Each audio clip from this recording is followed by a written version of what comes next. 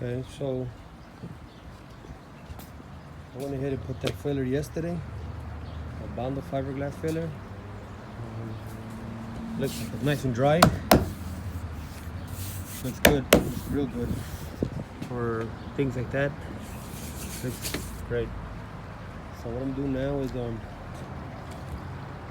the hose for the roof rack that I had before is the same size here, but it goes off over here. So I'm gonna have to do some adjustments, make new hose and cover the old ones before I sand down the filler that I put yesterday. So you can see there that I had a roof rack, and I actually do have the rails that go in there, so like they're laying down. So that's where I'm at right now. Keep you guys posted.